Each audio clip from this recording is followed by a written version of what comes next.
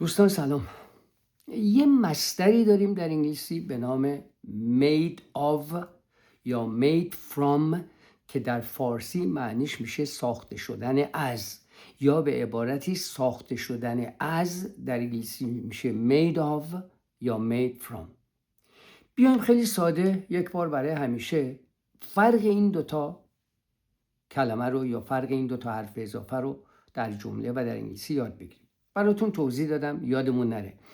made of دوستان موقعی به کار میره که حالت فیزیکی ماده اولیه در جسم ساخته شده تغییر نکرده باشه.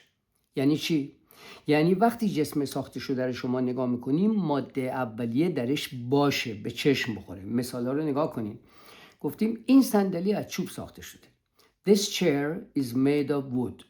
یعنی چی؟ یعنی شما وقتی به صندلی نگاه میکنی چوب درش مشخصه، قابل لمسه و قابل دیدنه. یا میگیم بطری از شیشه ساخته شده. The bottle is made of glass. یعنی وقتی شما به شیشه نگاه میکنی و به بطری نگاه میکنی ماده اولیه شیشه درش هست. پس اگر حالت فیزیکی ماده اولیه تغییر نکرده باشه میشه made of.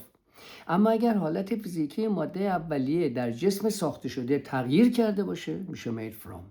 مثلا توجه کنید، میگیم کره از شیر ساخته شده. شما وقتی به کره نگاه میکنی حالت اولیه شیر درش نیست، شیر مایع، کره جامده، بنابراین تغییر کرده میشه butter is made from milk. یا نان از گندم درست شده. شما وقتی به نون نگاه میکنین حالت اولیه گندم درش نیست، عوض شده، تغییر کرده، پس میشه bread is made from wheat.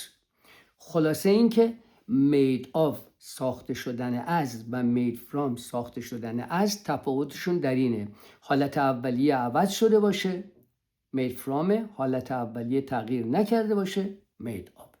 و همین راحتی.